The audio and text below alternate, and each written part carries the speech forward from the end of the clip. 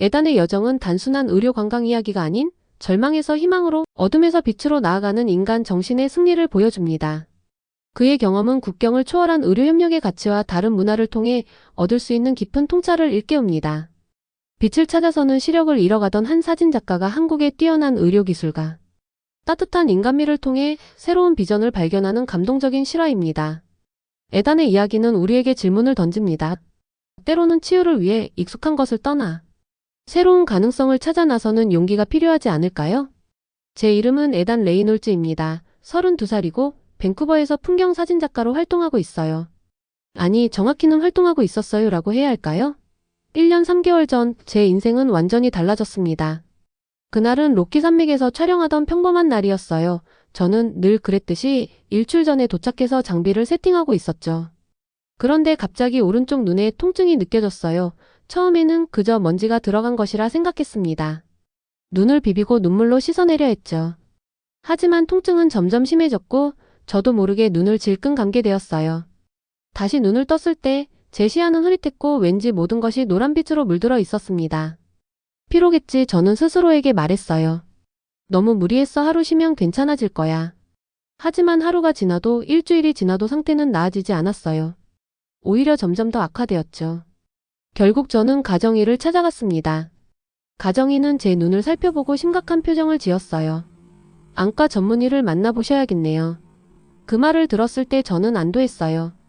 드디어 제대로 된 진단을 받을 수 있겠구나. 하지만 현실은 냉혹했습니다. 안과 예약이요? 네, 가능한 가장 빠른 날짜는 15주 후입니다. 15주? 거의 4개월이나 기다려야 한다니요.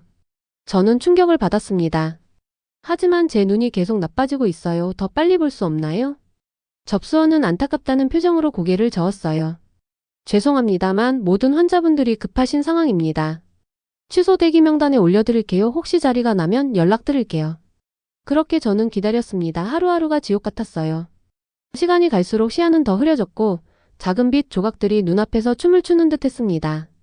사진 작업은 불가능해졌고 예정되어 있던 촬영들을 하나둘 취소해야 했죠. 클라이언트들은 처음엔 이해했지만 점점 실망감을 감추지 못했어요. 저 역시 마찬가지였습니다. 11개월 전 드디어 안과 전문의를 만났습니다. 그는 여러 검사를 한 후 무거운 목소리로 말했어요.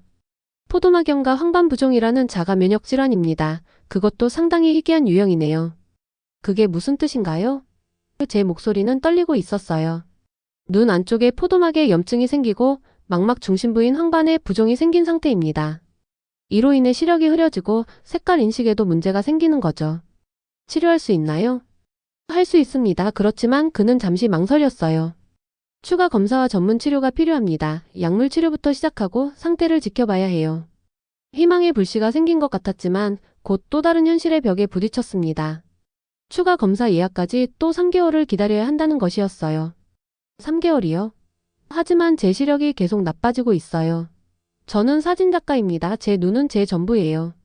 안타깝지만 우리 시스템이 그렇습니다. 응급 환자가 아니라면 대기해야 해요. 일단 기본적인 항염증제를 처방해 드릴게요. 그 약은 거의 효과가 없었습니다. 제 상태는 계속해서 악화되었고 8개월 전에 추가 검사와 치료를 시작했을 때는 이미 심각한 시력 손상 상태였어요. 캐나다의 여러 안과 전문의들은 모두 같은 말을 했습니다. 당신의 상태는 비정형적이고 심각합니다. 기존 치료법의 반응이 미미한 것 같네요. 그럼 어떻게 해야 하나요? 다른 치료법은 없나요? 한 의사는 솔직하게 말했어요. 캐나다에서는 이런 희귀 케이스에 대한 임상시험이나 새로운 치료법을 적용하기까지 시간이 많이 걸립니다. 정형외과 수술도 1년 이상 기다려야 하는 현실이에요. 마지막으로 만난 의사는 가장 잔인한 현실을 알려주었습니다. 레이놀즈 씨, 솔직히 말씀드리자면 시력 저하를 늦출 수는 있어도 완전한 회복은 기대하기 어렵습니다. 시력 손상이 이미 상당히 진행되었거든요. 그 말을 들은 순간 제 세계가 무너져 내리는 것 같았어요. 그동안 인생을 바쳐 쌓아온 모든 것이 물거품이 되는 느낌이었습니다. 사진작가로서의 제 정체성, 꿈, 계획. 모든 것이 한순간에 의미를 잃었어요. 예정되어 있던 개인전은 취소되었고 한 출판사와 맺었던 사진집 계약도 무산되었습니다. 제 작업실에는 완성하지 못한 프로젝트들이 먼지를 뒤집어 쓴 채 방치되어 있었어요. 그리고 저는 점점 더 어둠 속으로 빠져들고 있었습니다. 밤이면 술병을 옆에 두고 흐릿한 제 작품들을 바라보았어요. 예전에는 선명했던 로키 산맥의 웅장한 풍경, 밴프 국립공원의 눈부신 호수, 밴쿠버 섬의 신비로운 안개 속 숲. 그 모든 것이 이제 제 눈에는 형체를 알아볼 수 없는 색 덩어리로만 보였습니다. 이게 내 인생의 끝인가? 저는 자주 스스로에게 물었어요. 우울함이 저를 집어삼켰고 저는 점점 사람들을 만나지 않게 되었습니다. 전화가 와도 받지 않았고 메시지에도 답하지 않았어요. 모두가 걱정한다는 것을 알면서도 그들의 연민 어린 눈빛을 견딜 수 없었거든요. 하루는 작업실 바닥에 떨어진 카메라를 발로 차버렸어요. 더 이상 쓸모없는 물건이 된 것 같았으니까요. 그 순간 저는 제 인생에서 가장 밑바닥에 있었습니다. 빛을 포착하는 것이 직업이었던 사람이 이제는 그 빛을 볼 수도 없게 된 아이러니한 상황이었죠. 그때 저는 몰랐습니다. 제 인생이 완전히 달라질 그 전화가 곧 올 거라는 것을. 오랜 친구이자 갤러리 큐레이터인 지수 김으로부터요. 그녀의 끈질긴 노력이 제게 새로운 빛을 가져다 줄 거라는 것을. 그리고 그 빛은 다른 나라, 다른 문화에서 오리라는 것도요. 그날은 제가 6개월 전쯤 작업실에 혼자 틀어박혀 있던 날이었어요. 바깥 세상과의 연결고리가 하나둘 끊어지던 시기였죠. 시력이 점점 나빠지면서 제 정체성이라고 할 수 있는 사진 작업은 거의 불가능해졌고 그로 인한 우울감은 날이 갈수록 깊어졌어요. 그러던 중에 문을 두드리는 소리가 들렸어요. 에단 나야. 지수. 문 좀 열어줄래? 지수의 목소리를 듣는 순간 솔직히 마음이 복잡했어요. 그녀를 만나고 싶기도 했지만 한편으로는 누구도 만나고 싶지 않았죠. 특히 제 작품을 전시해 오던 큐레이터인 지수에게는 이런 모습을 보이고 싶지 않았어요. 하지만 지수는 제가 문을 열어줄 때까지 계속해서 두드렸어요. 알았어, 들어와. 문을 열자 지수의 얼굴이 보였어요. 아니, 정확히 말하면 희미하게 보였다고 해야 할 것 같네요. 눈앞의 세상은 마치 안개 속에 있는 것처럼 뿌옇게 변해버렸으니까요. 세상에 에단. 여기 완전히. 좀 정리가 필요해 보이네요. 지수가 들어오며 말했어요. 그녀는 쌓여있는 술병들과 어지럽게 널려있는 약통들을 보더니 한숨을 내쉬었어요. 저는 그저 어깨를 으쓱했죠. 더 이상 잃을 것이 없는 사람처럼요. 뭐하러 왔어? 새 전시회 얘기는 그만했으면 해. 더 이상 작업할 수 없다고 이미 말했잖아. 제 목소리는 의도한 것보다 더 날카롭게 나왔어요. 지수는 아무 말 없이 가방에서 태블릿을 꺼내더니 뭔가를 열심히 찾기 시작했어요. 에단 이거 봐요. 정말 중요한 거예요. 지수가 태블릿을 제 앞에 내밀었어요. 화면에는 국제의학 저널에 실린 기사가 보였어요. 제목은 푸드막 연가 황반부종의 혁신적 치료법 한국서울대학병원의 사례 연구였어요. 그녀가 화면을 확대해 주었지만 저는 글자를 제대로 읽을 수가 없었어요. 읽어줘. 내 눈으로는 안 보여. 제 말에 지수는 눈을 동그랗게 뜨더니 곧 표정을 가다듬고 기사를 요약해주기 시작했어요. 이 기사에 따르면 한국서울대병원의 안과팀이 포도막 연가, 황반부종에 대한 새로운 치료법을 개발했대요. 특히 기존 치료에 반응하지 않는 비정형적 사례들에서 놀라운 성과를 거두고 있다고 해요. 그게 나랑 무슨 상관이야? 제가 퉁명스럽게 물었지만 지수는 지치지 않고 계속 설명했어요. 에단 생각해봐요. 당신은 벌써 1년 가까이 치료를 기다리며 시간을 허비했어요. 캐나다 의료 시스템은 글쎄요, 우리 모두 알잖아요. 전문의 예약부터 치료까지 모든 단계마다 몇 달씩 기다려야 하죠. 그동안 당신의 시력은 계속 나빠지고 있고요. 지수의 말은 가슴 아프게 현실적이었어요. 그녀는 잠시 말을 멈추더니 다시 이어갔어요. 하지만 한국은 달라요.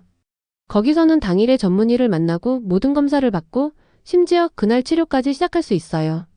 기다림 없이요. 그 말이 진짜인지 의심스러웠어요. 저는 고개를 절레절레 흔들었죠. 그게 가능할 리가 없어. 어떻게 같은 날 모든 걸 할 수 있다는 거야? 진짜예요, 에단. 제 사촌도 한국에서 수술을 받았는데 그 효율성은 정말 놀라웠대요. 게다가 한국은 첨단 의료기술로 유명하고 특히 안과 분야에서는 세계적으로 인정받고 있어요. 지수의 열정적인 목소리에도 저는 여전히 회의적이었어요. 하지만 어느새 제 마음 한구석에서는 작은 희망의 불씨가 일어나기 시작했어요. 그로부터 며칠 후 지수는 더 구체적인 정보를 가지고 다시 찾아왔어요. 저희가 다시 만난 건 5개월 전쯤이었어요. 그녀는 서울대병원의 안과 전문의인 박민우 교수와 연락을 취했다고 말했어요. 에단, 정말 좋은 소식이에요. 박 교수님이 당신의 의료 기록을 검토해 보셨는데 당신의 케이스에 관심을 보이셨대요. 그리고 한국에서 치료받아 보는 것을 강력히 권장하셨어요.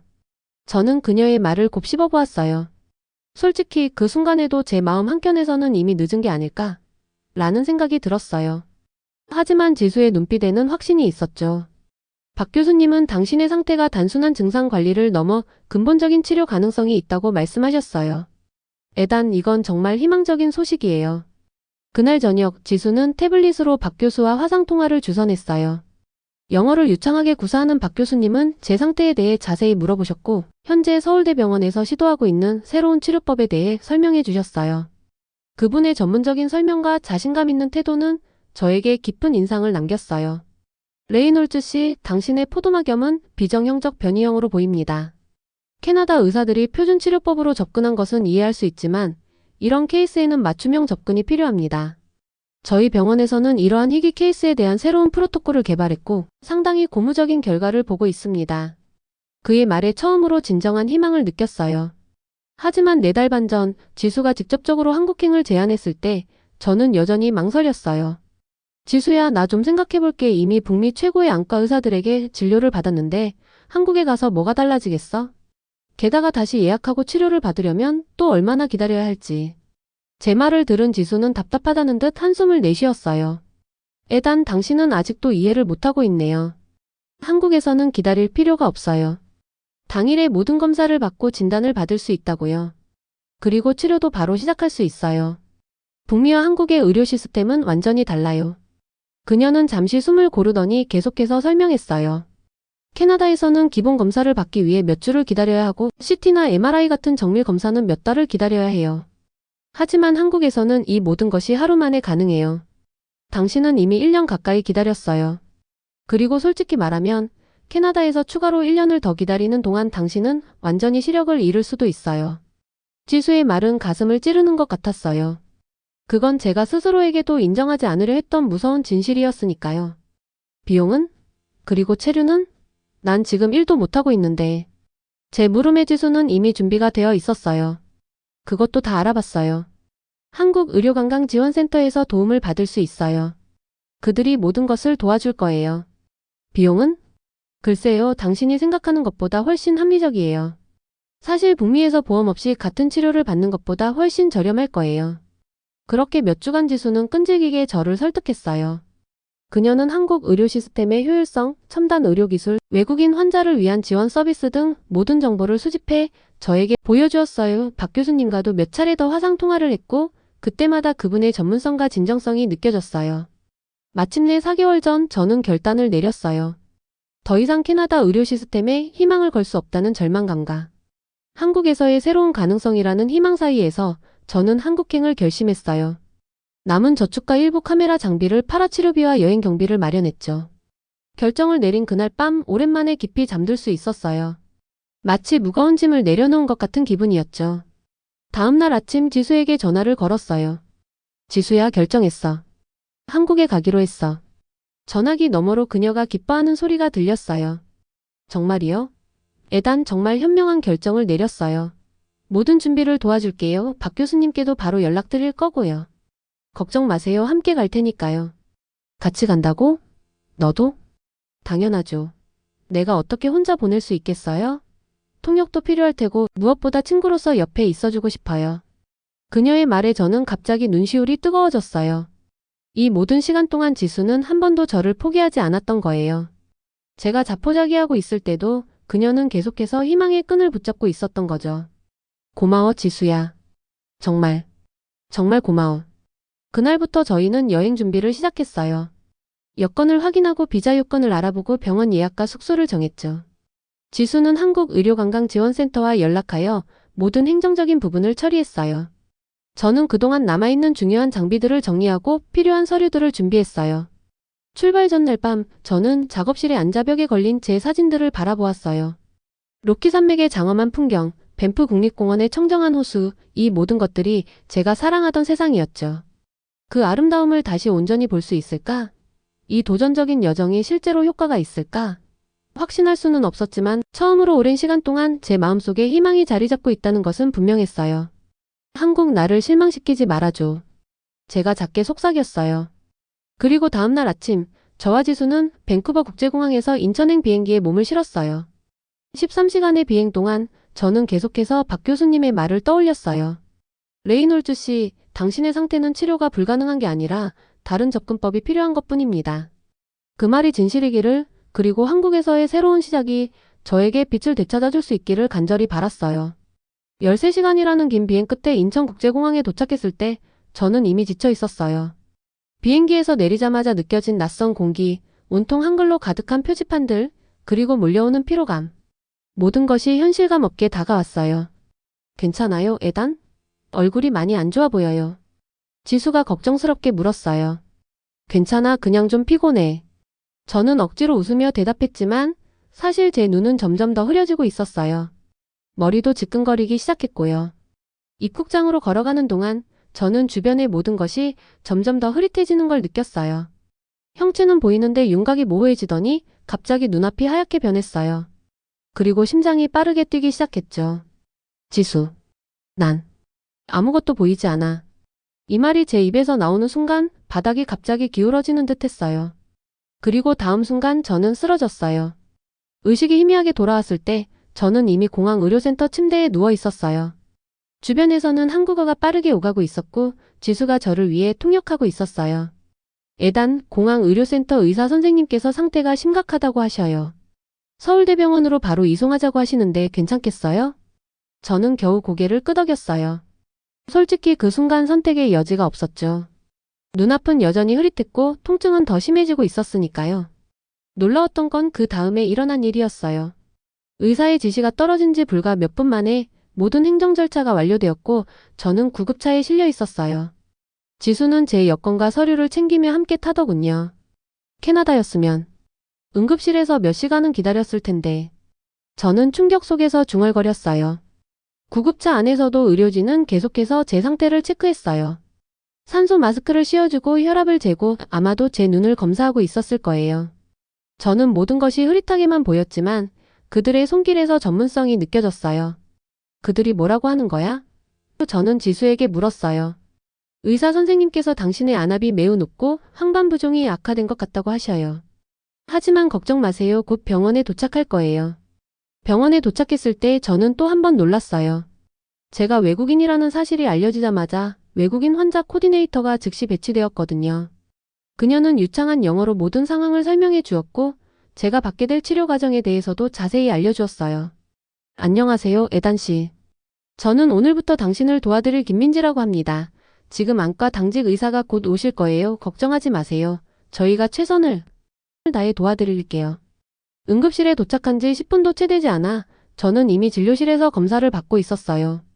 캐나다에서라면 상상도 할 수 없는 속도였죠. 게다가 의사는 매우 차분하면서도 효율적으로 검사를 진행했어요. 에단 씨, 현재 포도막염이 악화되었고 황반부종이 심각한 상태입니다. 오늘 밤 입원하셔서 응급치료를 받으셔야 합니다. 의사는 통역을 통해 말했어요. 그렇게 저는 병실에 배정받았고 놀랍게도 그날 저녁 제가 치료받기 위해 온 박민우 교수님이 직접 병원을 방문하셨어요. 박 교수님은 제 예상과 달리 유창한 영어로 저와 대화를 나누셨어요. 에단 씨, 안녕하세요. 저는 박민우입니다. 당신의 상태에 대해 이미 지수 씨로부터 많은 이야기를 들었습니다. 오늘 일어난 상황은 안타깝지만 다행히 빠르게 대처할 수 있었네요. 박 교수님은 제 눈을 자세히 검사하시더니 침착하게 말씀하셨어요. 내일 아침 더 정밀한 검사를 진행할 것입니다. 오늘 밤은 응급치료로 안압과 염증을 낮추는 데 집중하겠습니다. 걱정하지 마세요. 여기 오신 것은 매우 좋은 결정이었습니다. 교수님의 확신에 찬 목소리와 따뜻한 미소는 이상하게도 제게 안정감을 주었어요. 처음으로 여기 오길 잘했다는 생각이 들었죠. 그날 밤 병실에 누워 저는 지난 몇 시간 동안의 경험을 되돌아봤어요. 비행기에서 내린 지 겨우 3시간 만에 저는 이미 전문가의 치료를 받고 있었고 모든 과정이 믿을 수 없을 만큼 빠르고 효율적이었어요. 캐나다에서의 경험과는 너무나 달랐죠. 간호사가 약물을 주입하는 동안 그녀는 친절하게 미소 지으며 말했어요. 걱정 마세요, 에단 씨. 박 교수님은 우리 병원에서 가장 실력 있는 의사 중 한 분이세요. 내일이면 좀 더 나아질 거예요. 저는 그날 밤 낯선 나라의 병실에서 잠이 들었지만 이상하게도 오랜만에 마음이 편안했어요. 제가 여기 온 것은 단순한 위험한 도박이 아니라 어쩌면 제 인생을 바꿀 수 있는 결정이었을지도 모른다는 생각이 들었으니까요. 다음 날 아침 저는 간호사의 부드러운 목소리에 눈을 떴어요. 에단 씨, 아침 식사 시간이에요. 그리고 9시부터 검사가 예정되어 있어요. 아침 식사는 제가 상상했던 것과는 달랐어요. 죽과 된장국 그리고 여러 작은 반찬들이 정갈하게 차려져 있었죠. 생소했지만 의외로 맛있었어요. 지수가 병실에 도착했을 때 저는 이미 검사를 받기 위한 준비를 마치고 있었어요. 어젯밤 어땠어요? 좀 나아졌어요? 지수가 걱정스럽게 물었어요. 응, 아직 잘 보이진 않지만 통증은 많이 줄었어. 그리고 여기 의료진들이 정말 놀라워. 이렇게 빠르고 효율적일 줄 몰랐어. 지수는 미소를 지으며 말했어요. 그렇죠? 제가 말했잖아요. 한국의 의료 시스템은 정말 대단하다고요. 그리고 저는 이날부터 시작된 치료의 여정이 제 인생을 완전히 바꿀 것이라는 사실을 아직 알지 못했어요. 하지만 이미 제 마음속에는 작은 희망의 씨앗이 싹트기 시작했죠. 아마도 이곳에서 제가 다시 세상을 볼 수 있게 될지도 모른다는 희망 말이에요. 다음날 아침, 병원 침대에서 눈을 떴을 때 창문으로 들어오는 부드러운 햇살이 제 얼굴을 비추고 있었어요. 그때만 해도 제 시야는 여전히 흐릿했지만 이상하게도 마음은 한결 가벼웠죠. 간호사가 들어와 밝은 목소리로 인사하며 검사실로 안내해 드릴게요 라고 말했어요. 지수가 통역해주지 않아도 그녀의 따뜻한 미소에서 친절함이 느껴졌어요. 휠체어에 앉아 병원 복도를 지나가는 동안 이곳이 얼마나 깨끗하고 현대적인지 실감했어요. 캐나다에서는 병원마다 달랐지만 대부분 오래되고 다소 낡은 느낌이었거든요. 하지만 이곳은 마치 미래에서 온 것처럼 최첨단 시설로 가득했어요. 오늘 모든 검사를 다 받게 될 거예요. 지수가 설명해줬어요. 저는 믿기지 않았어요. 하루예요? 캐나다에서는 각 검사마다 별도 예약이 필요해서 몇 주씩 기다려야 했는데. 제 말에 지수는 웃으며 한국은 달라요라고 대답했어요. 첫 번째 검사실에 들어서자 대형 기계들이 눈에 들어왔어요. OCT라는 장비로 제 눈의 단층 이미지를 촬영한다고 했어요. 캐나다에서도 한 번 받아본 적이 있었지만 그때는 예약부터 검사까지 2달이 걸렸죠. 검사를 진행하던 기사님은 영어로 잠시만 턱을 여기에 대고 눈을 크게 뜨세요라고 친절히 안내해 주셨어요. 그 뒤로는 형광 물질을 주입하고 눈 속 혈관을 촬영하는 형광 안저 혈관 조영술, 그리고 안구전기 생리 검사까지. 캐나다에서는 꿈도 못 꿀 하루 일정이었어요. 더 놀라운 건 모든 검사가 신속하면서도 정확했다는 점이에요. 의료진들은 각자 자기 일의 전문가처럼 보였고 외국인인 저를 위해 기본적인 영어 설명을 잊지 않았어요. 점심시간이 되자 지수가 병실로 도시락을 가져왔어요. 어때요, 에단? 하루에 이 모든 검사를 받는 건 어떤가요? 지수가 물었어요. 저는 솔직히 대답했어요. 마치 다른 세계에 온 것 같아. 캐나다였다면 이 모든 검사를 받으려면 최소 6개월은 기다려야 했을 거야. 병원 음식을 먹으며 창밖을 바라봤어요. 서울의 하늘은 맑았고 저 멀리 산들이 보였어요. 흐릿하게나마 그 모습이 보인다는 게 감사했죠. 오후에 박민우 교수님이 진료실로 저를 불러주셨어요. 지수와 함께 들어간 진료실에는 대형 스크린이 있었고 그곳에 제 눈의 이미지들이 띄어져 있었어요. 교수님은 영어로 유창하게 설명을 시작하셨어요. 레이놀트 씨, 우리가 발견한 중요한 사실이 있습니다. 그의 목소리에는 확신이 가득했어요. 당신의 포도막염은 일반적인 유형이 아닙니다. 특수한 변이형으로 기존 치료법의 내성을 가진 희귀 케이스입니다. 제 마음이 무거워졌어요. 또 다른 나쁜 소식인가? 하지만 그때 박 교수님의 다음 말이 저를 놀라게 했어요. 하지만 이것은 치료가 불가능하다는 의미가 아닙니다. 다른 접근법이 필요할 뿐이죠. 그 말에 저는 고개를 들었어요. 1년 넘게 들어온 절망적인 진단 후에 누군가 가능성에 대해 말하는 건 처음이었거든요. 박 교수님은 스크린을 가리키며 계속 설명하셨어요. 여기 보이는 이 부분이 일반적인 포도막염과 다릅니다. 그리고 황반부종의 패턴도 특이하죠. 캐나다 의사들이 표준 치료법으로 접근한 것은 당연합니다. 하지만 당신의 경우엔 맞춤형 접근이 필요해요. 교수님은 한국에서 개발된 새로운 치료법 생물학적 제재와 나노입자 기반 약물 전달 시스템에 대해 설명하셨어요. 이 치료법은 아직 북미에서는 승인되지 않은 혁신적인 접근법이라고 했어요. 이 치료법은 당신과 같은 특수한 케이스에 효과적일 가능성이 높습니다. 물론 보장할 수는 없지만 지금까지의 임상 결과는 매우 긍정적입니다. 처음으로 오랜 시간 만에 처음으로 희망이라는 감정이 제 가슴에 자리 잡았어요. 정말 가능할까요? 제 목소리가 떨렸어요. 박 교수님은 단호하게 고개를 끄덕이셨어요. 레이놀트 씨, 우리가 할 수 있는 최선을 다할 겁니다. 당신의 시력을 완전히 회복시키는 것이 우리의 목표입니다. 지수가 제 손을 꼭 잡았어요. 눈물이 제 뺨을 타고 흘러내렸지만 이번엔 절망의 눈물이 아니었어요. 11주 전 저는 박 교수님이 제안한 치료 계획에 동의했어요.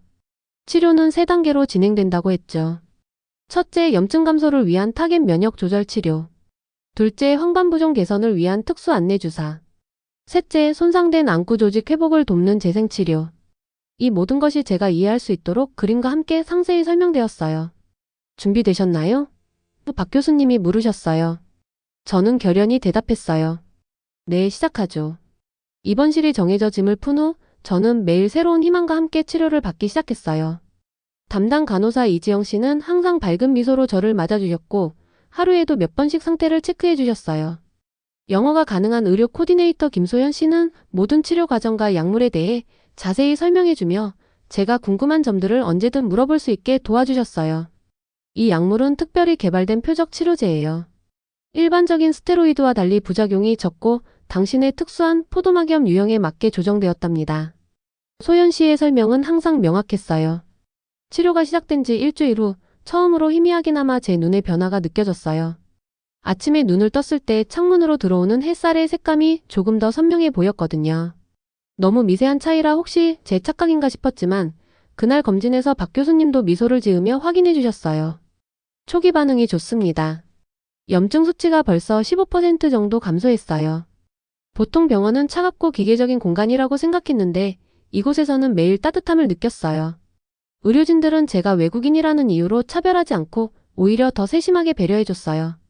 식사 시간에는 간호사들이 서툰 한국어를 가르쳐주기도 했고 주말에는 병원 자원봉사자들이 한국 전통 놀이를 소개해주기도 했어요. 2개월 전쯤 두 번째 치료 단계가 시작되었어요. 안내주사는 약간 무서웠지만 의료진의 세심한 준비와 설명 덕분에 편안하게 받을 수 있었어요. 주사 후 박 교수님은 2주 후면 효과가 눈에 띄게 나타날 겁니다. 라고 자신 있게 말씀하셨어요. 그리고 정말로 그렇게 되었어요. 2주 후 아침 저는 병실 창문을 통해 서울의 아침 하늘을 바라봤어요. 그리고 깨달았죠. 구름의 형태가 선명하게 보인다는 것을. 손을 들어 손가락을 하나씩 세어봤어요. 선명하게 보였어요. 너무 감격해서 눈물이 흘렀어요. 그날 검진에서 박 교수님은 제 상태를 다시 확인하셨어요. 황반부종이 50% 이상 감소했습니다. 아주 좋은 진전이에요. 캐나다에서는 더 이상의 회복은 기대하기 어렵다고 했는데 이곳에서는 매일 조금씩 나아지고 있었어요. 저는 박 교수님과 의료진에게 어떻게 감사를 표현해야 할지 몰랐어요. 교수님 정말 감사합니다. 제가 어떻게 보답해야 할지. 박 교수님은 부드럽게 웃으며 말씀하셨어요. 당신이 다시 세상을 볼 수 있게 되는 것, 그것이 우리에게는 가장 큰 보상입니다. 우리는 의사니까요. 그 말이 제 가슴에 깊이 와닿았어요. 이곳의 의료는 단순한 서비스가 아닌 진정한 돌봄이었거든요. 제 몸이 치유되는 동안 제 마음도 함께 치유되고 있었어요. 오랜 절망과 좌절 속에서 저는 다시 희망을 배우고 있었죠. 2개월 전까지 저는 정기적인 치료와 검사를 받으며 서서히 안정을 찾아갔어요. 때때로 지수는 병원 식당에서 한국 음식을 가져와 함께 먹기도 했고 밖에서 일어나는 일들을 이야기해주며 제 기분을 북돋아 주었어요. 에단 당신이 얼마나 많이 나아졌는지 알아요? 처음 왔을 때랑 비교하면 정말 놀라워요. 지수의 말에 저도 동의할 수밖에 없었어요. 박 교수님과 의료진의 전문성, 그리고 이곳의 첨단 의료 시스템 덕분에 저는 처음으로 나을 수도 있다는 진정한 희망을 갖게 되었어요. 어둠 속에서 오랜 시간을 보낸 후 드디어 빛을 향해 나아가고 있다는 느낌이었죠. 그리고 그 여정이 한국에서 시작되었다는 사실은 제 인생에서 가장 뜻밖의 반전이자 축복이었어요. 치료가 계속되면서 제 상태는 조금씩 안정되기 시작했어요. 병실 창문으로 들어오는 아침 햇살이 전과는 다르게 느껴졌어요.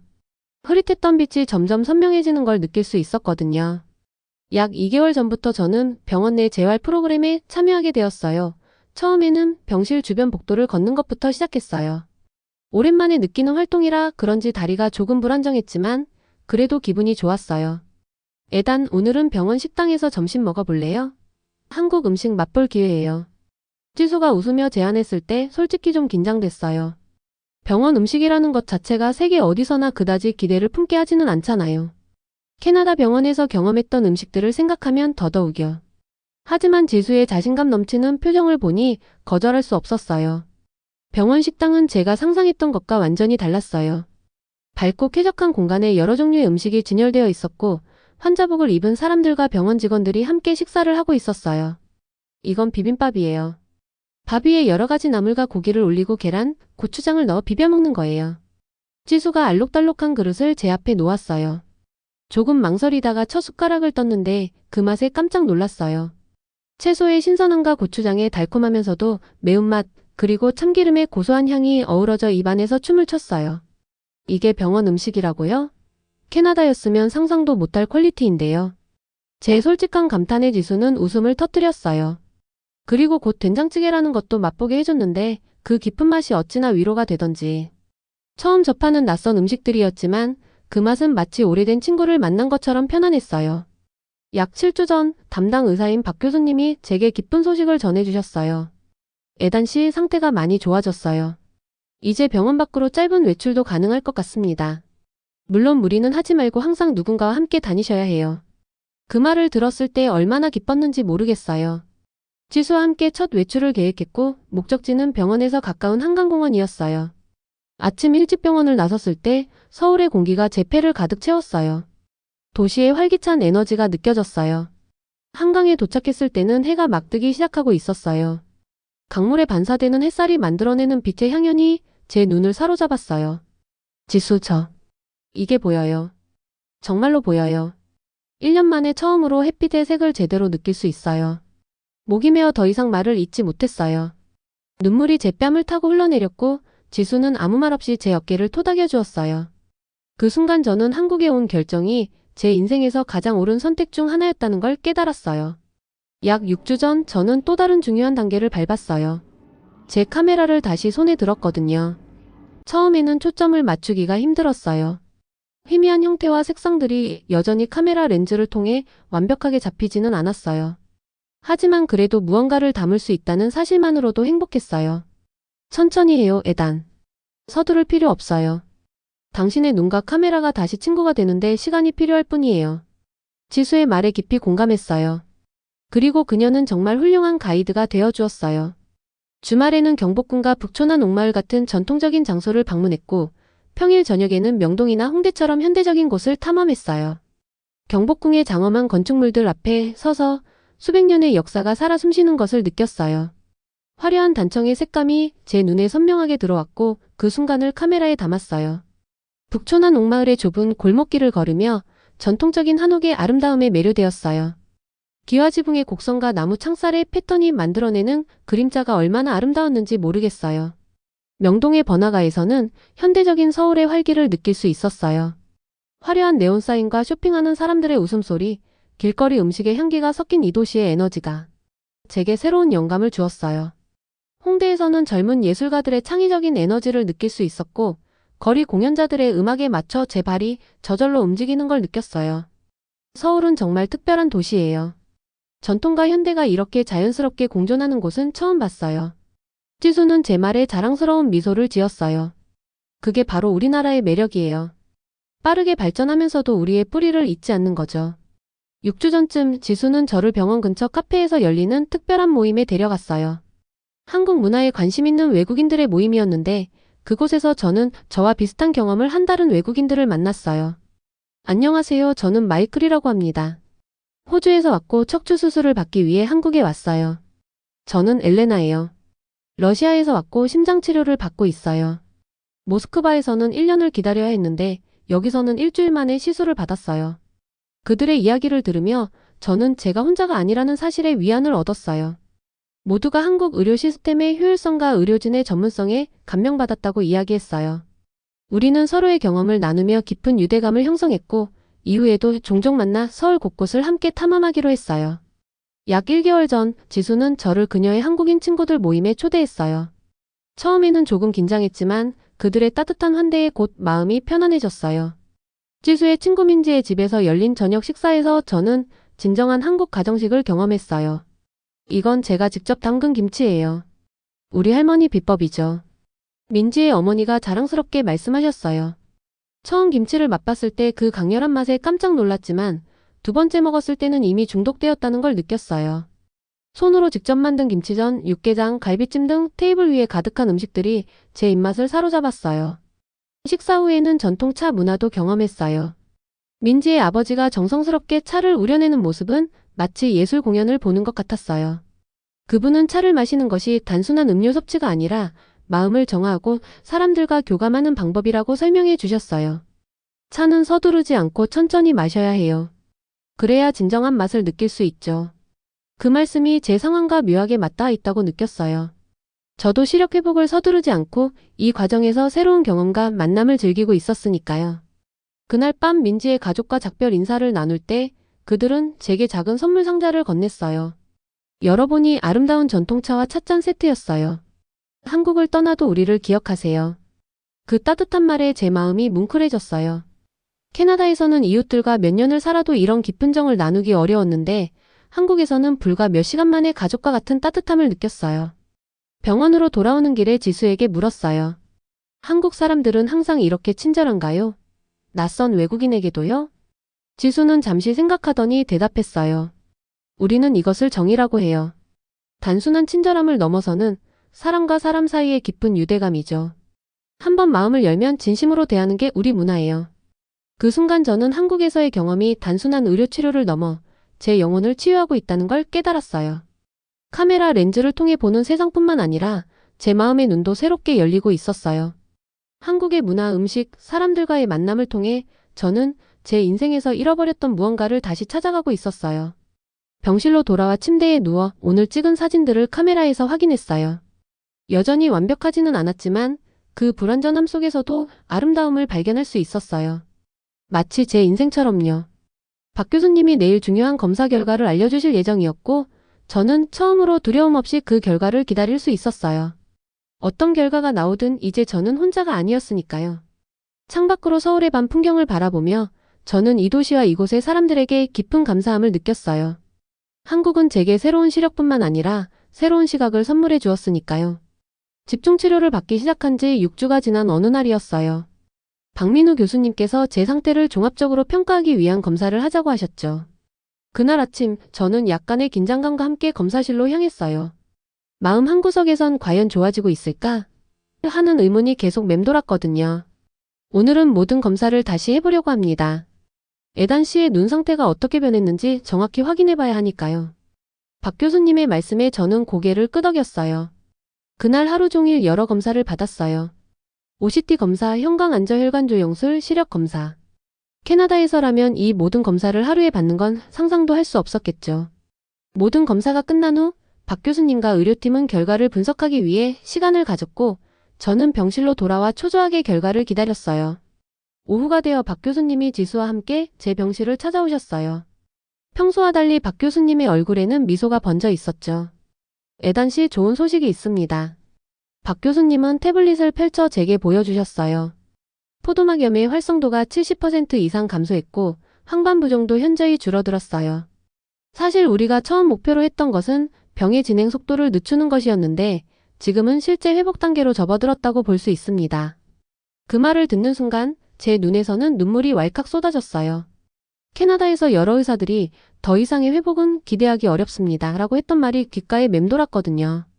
하지만 이제 저는 회복의 길을 걷고 있었어요. 정말 감사합니다. 겨우 이 말만 할 수 있었어요. 박 교수님은 제 어깨를 가볍게 두드리며 말씀하셨어요. 에단 씨의 의지가 있었기에 가능했습니다. 치료에 잘 협조해 주셨고 무엇보다 포기하지 않으셨잖아요. 그날 밤 제 병실 창문으로 보이는 서울의 야경이 전과는 다르게 보였어요. 빗줄기가 더 선명하게, 색상이 더 생생하게 느껴졌죠. 마치 세상이 저에게 다시 인사를 건네는 것 같았어요. 다음 날 아침 저는 병원 복도를 걷다가 문득 깨달았어요. 박 교수님의 얼굴을 처음으로 또렷이 볼 수 있게 되었다는 것을요. 지금까지는 흐릿한 윤곽만 볼 수 있었는데 이제는 그의 온화한 눈매와 미소를 분명히 볼 수 있었어요. 너무 감격스러워서 그 자리에 멈춰 서서 한동안 눈물을 참을 수 없었어요. 에단 씨, 괜찮으세요? 지나가던 간호사 김현주 씨가 걱정스럽게 물었어요. 네, 괜찮아요. 그냥 행복해서요. 제가 오늘 처음으로 사람들의 얼굴을 또렷이 볼 수 있게 됐거든요. 간호사님의 얼굴에도 환한 미소가 번졌어요. 정말 다행이네요. 박 교수님께 말씀드릴게요. 그날 오후 제가 병원 정원에서 조심스럽게 카메라를 들고 있을 때 박 교수님이 다가오셨어요. 사진 찍으세요? 박 교수님이 물으셨어요. 네, 다시 카메라를 들 수 있게 되어서 너무 기뻐요. 아직 완벽하진 않지만 이제 초점을 맞출 수 있어요. 에단 씨가 사진작가라고 들었어요. 시력이 더 좋아지면 서울의 모습을 많이 담아가세요. 그 순간 제 마음속에 감사의 마음이 가득 차올랐어요. 교수님, 제게 정말 큰 선물을 주셨어요. 제 인생을 되찾게 해주셨으니까요. 박 교수님은 잠시 생각에 잠기더니 말씀하셨어요. 의사로서 환자의 회복을 돕는 것은 제 일이지만 에단 씨의 경우는 저에게도 특별합니다. 다른 나라에서 희망을 잃고 찾아온 환자가 다시 빛을 보게 되는 모습을 지켜보는 것. 이것이 제가 의사가 된 이유이기도 하니까요. 그 말에 저는 문득 좋은 생각이 떠올랐어요. 다음 날 저는 병원 직원의 도움을 받아 박 교수님과 의료팀 전체의 단체 사진을 찍었어요. 아직 완전히 회복된 건 아니었지만 제 인생에서 가장 의미 있는 사진 중 하나였죠. 그 사진을 인화해서 액자에 담아 선물로 드렸어요. 저에게 시력을 되찾아준 영웅들에게 깊은 감사를 담아 이 문구를 새긴 액자를 전달했을 때 박 교수님과 의료팀 모두 감동하셨어요. 이건 정말 특별한 선물이네요, 에단 씨. 박 교수님이 말씀하셨어요. 저희 진료실에 소중히 걸어두겠습니다. 3주가 더 지나고 제 시력은 놀라울 정도로 호전되었어요. 거의 정상 수준에 가까워진 시력으로 저는 드디어 병원을 퇴원하게 되었죠. 지수의 도움으로 서울 시내의 작은 게스트하우스로 이동했어요. 낯선 도시에서의 독립적인 생활은 조금 두렵기도 했지만 동시에 새로운 시작처럼 느껴졌어요. 퇴원하는 날 박 교수님은 저에게 지속적인 관리 방법과 재발 방지를 위한 상세한 가이드라인을 제공해 주셨어요. 에단 씨, 이제 캐나다로 돌아가도 계속 관리가 필요합니다. 제가 정기적으로 원격 진료로 상태를 확인할 테니 걱정하지 마세요. 그리고 이 약들은 꼭 정해진 시간에 복용하셔야 해요. 네, 교수님. 정말 감사합니다. 제가 캐나다로 돌아가서도 관리를 잘할게요. 퇴원 후 저는 한국에서의 마지막 시간을 의미 있게 보내고 싶었어요. 지수와 함께 서울 곳곳을 다니며 카메라에 담기 시작했죠. 한강의 일출부터 북한산의 장엄한 전경, 경복궁의 고즈넉한 풍경까지 서울의 다양한 모습을 저만의 시선으로 포착했어요. 특히 서울의 빛에 매료되었어요. 아침 안개에 걸러진 부드러운 햇살, 밤하늘을 수놓는 도시의 반짝이는 불빛들, 전통 등불에서 나오는 따스한 빛. 이 모든 빛의 향연이 제 카메라 렌즈를 통해 새롭게 태어났죠. 과거에는 단순히 기술적으로 완벽한 사진을 추구했다면 이제는 빛과 어둠의 대비, 그 안에 담긴 감정과 이야기에 더 관심을 갖게 되었어요. 당신의 사진이 변했어요. 어느 날 지수가 제 작업을 보며 말했어요. 이전보다 더 따뜻하고 깊이가 느껴져요. 그럴지도 모르겠네요. 제가 세상을 보는 방식이 바뀌었으니까요. 귀국 일주일 전 저는 마지막 검진을 위해 병원을 찾았어요. 박 교수님은 제 상태를 꼼꼼히 확인하시더니 만족스러운 미소를 지으셨어요. 에단 씨, 회복이 거의 완전하네요. 정말 기쁩니다. 캐나다로 돌아가서도 정기적으로 검진을 받고 약 복용을 유지하셔야 해요. 그리고 무리하게 작업하지 마세요. 휴식도 중요합니다. 네, 교수님. 그동안 정말 감사했습니다. 사실 저는 제 이야기를 널리 알리고 싶어요. 저처럼 희망을 잃은 환자들에게 용기를 주고 싶고 한국의 뛰어난 의료 시스템을 세계에 알리고 싶어요. 박 교수님은 잠시 생각에 잠기시더니 말씀하셨어요. 그거 참 의미 있는 일이네요. 에단 씨의 경험이 다른 환자들에게 희망이 될 수 있을 거예요. 마지막 날 저는 서울의 아침 풍경을 촬영하러 남산에 올랐어요. 안개에 쌓인 도시 위로 햇살이 퍼지는 모습은 그야말로 장관이었죠. 셔터를 누르면서 저는 생각했어요. 이 사진은 특별한 선물로 남겨야겠다. 그렇게 한국에서의 시간은 끝이 났고 저는 캐나다로 돌아왔어요. 하지만 제 마음 한켠에는 항상 서울에서의 경험과 그곳에서 만난 따뜻한 사람들이 자리 잡고 있을 거예요. 밴쿠버에 도착한 저는 곧바로 서울에서 찾은 빌라이트 파운드인 소리라는 제목의 사진전을 준비하기 시작했어요. 이 전시회는 단순한 사진 전시가 아니라 저의 치료 경험과 회복 과정, 그리고 그 과정에서 만난 한국 문화와 사람들을 담은 이야기가 될 것이에요. 제가 다시 세상을 볼 수 있게 해준 한국의 의료 기적을 전 세계에 알리고 싶었거든요. 제가 다시 세상을 볼 수 있게 된 것은 한국 의료의 혁신과 따뜻한 케어 덕분입니다. 이 기적 같은 경험을 평생 감사할 것입니다. 이 문구는 제 전시의 초대장에 적을 첫 문장이 될 거예요. 어둠 속에서 빛을 찾았던 저의 여정은 이제 막 시작되었어요. 시력을 되찾은 것은 단순한 신체적 회복이 아니라 세상을 바라보는 새로운 시각을 얻은 거니까요. 그리고 그 모든 여정의 중심에는 한국이라는 나라와 저를 포기하지 않았던 박민우 교수님과 의료팀, 그리고 끝까지 저를 지지해준 지수가 있었어요. 이제 저는 단순한 사진작가가 아니라 두 문화를 잇는 다리가 되고 희망의 메시지를 전하는 사람이 되고 싶어요. 제 눈에 다시 빛을 선물해준 한국의 작은 보답이라도 하고 싶으니까요. 캐나다로 돌아온 지 벌써 2달이 되었어요. 오랜만에 밴쿠버의 공기를 마시니 낯설면서도 익숙했죠. 하지만 이제 제 눈에 비치는 세상은 전과 완전히 달랐어요. 제가 다시 세상을 선명하게 볼 수 있게 된 건 한국의 의료진 덕분이었고 그 감사함을 어떻게 표현해야 할지 고민했어요. 서울에서 찾은 빛이라는 제목으로 사진전을 열기로 결심했을 때 솔직히 사람들의 반응이 걱정됐어요. 하지만 놀랍게도 전시회 오프닝 날 갤러리는 사람들로 가득 찼어요. 지역 신문사와 의료 관련 매체에서도 취재를 나왔죠. 애단시 정말 놀라운 작품들이에요. 이 사진들에 담긴 감정이 너무 생생하게 전해져요. 전시회를 찾은 한 관람객이 말했어요. 마이크를 잡고 제 이야기를 시작했을 때 갤러리는 조용해졌어요. 떨리는 목소리로 말했죠. 1년 전 저는 제 직업과 정체성을 잃을 위기에 처했어요. 포도막염이라는 희귀 안구 질환으로 시력을 잃어가고 있었거든요. 캐나다에서는 전문의 예약만 4개월을 기다렸고 그 후에도 효과적인 치료를 받기까지 또 몇 달을 더 기다려야 했어요. 그렇게 시간이 흐르는 동안 제 시력은 계속 나빠졌죠. 청중들 사이에서 안타까운 한숨 소리가 들렸어요. 의사들도 고개를 끄덕였고요. 그때 제 친구 지수가 한국 의료 시스템에 대해 알려줬어요. 처음엔 반신반의했지만 다른 선택지가 없었죠. 서울에 도착한 날 저는 공항에서 쓰러졌어요. 그런데 놀랍게도 30분 만에 병원으로 이송됐고 같은 날 저녁에는 전문의를 만났어요. 캐나다였다면 상상도 할 수 없는 일이었죠. 사진들을 가리키며 계속 이야기했어요. 이 사진들은 제가 시력을 되찾아가는 과정에서 찍은 겁니다. 처음에는 흐릿했지만 점점 선명해지는 세상을 담았어요. 특히 이 작품은 제가 처음으로 한강의 일출을 또렷이 볼 수 있었을 때 찍은 건데요. 그때의 감동을 잊을 수 없어요. 이 말을 하는 동안 눈물이 흘렀어요. 부끄럽지 않았어요.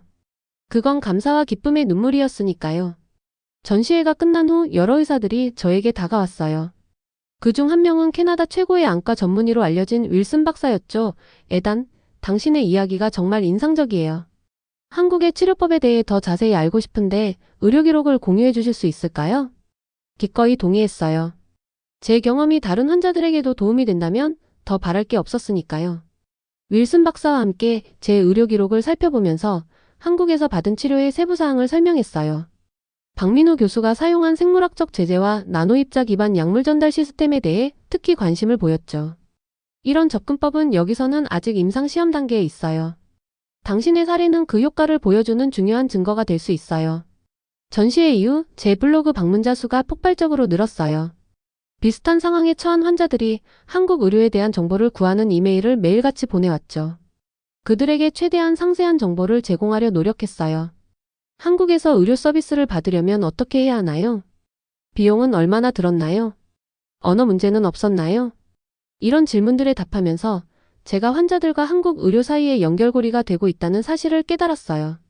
그래서 시력을 되찾는 여정전이 투레그 AIN 사이트이라는 가이드북을 만들기로 했죠.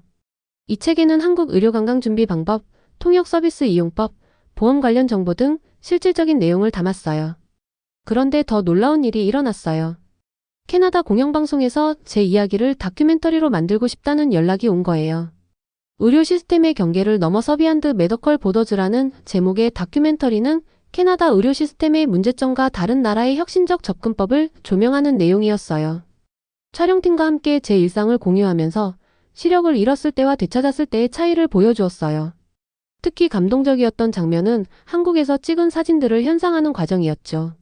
어두운 암실에서 하나씩 모습을 드러내는 서울의 풍경들. 그것은 마치 제 시력이 회복되는 과정과도 같았어요. 이 사진은 서울대병원 옥상에서 찍은 건데요. 카메라를 향해 말했어요. 치료를 받는 동안 종종 올라가서 도시를 내려다보곤 했어요. 처음에는 흐릿한 불빛들만 보였지만 나중에는 각 건물의 윤곽까지 선명하게 보였죠. 그때의 기쁨을 어떻게 표현해야 할지. 다큐멘터리는 많은 사람들의 공감을 얻었고 의료 정책에 대한 토론을 불러일으켰어요. 여러 의료 포럼에서 발표 요청이 쇄도했고 저는 환자의 목소리를 대변하는 역할을 맡게 됐죠. 한국에서 돌아온 지 6개월이 지났을 때 기쁜 소식을 들었어요. 박민우 교수팀과 캐나다 안과학회가 공동 연구를 시작한다는 거였죠. 윌슨 박사가 직접 전화로 알려주었어요.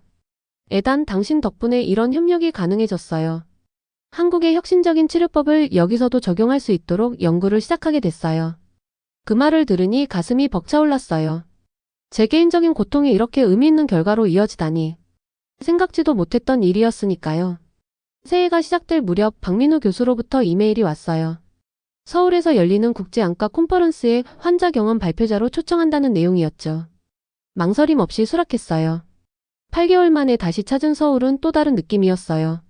이제는 관광객이 아닌 의료협력의 가교 역할을 하는 사람으로 돌아온 거였으니까요. 인천공항에 도착했을 때 작년에 제가 쓰러졌던 바로 그 장소를 지나며 깊은 감회에 젖었어요. 콘퍼런스장에서 박 교수를 다시 만났을 때는 정말 감동적이었어요. 그는 여전히 따뜻한 미소로 저를 반겨주었죠. 에단 씨 정말 달라 보이네요. 건강해 보여서 기쁩니다. 교수님, 제가 지금 이렇게 설 수 있는 것은 모두 교수님 덕분이에요. 그에게 특별히 준비한 선물을 전했어요.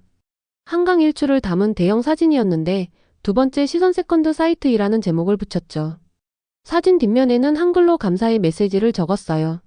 한국어 공부를 시작한 지 얼마 안 돼서 서툴렀지만 진심을 담았으니까요. 감사합니다, 박민우 교수님. 당신은 제게 세상을 다시 볼 수 있는 선물을 주셨습니다. 박 교수는 사진을 받아들고 깊은 감동을 표현했어요. 그의 눈에도 눈물이 고여 있었죠. 콘퍼런스에서 제 발표는 많은 의사들과 의대생들에게 깊은 인상을 남겼어요.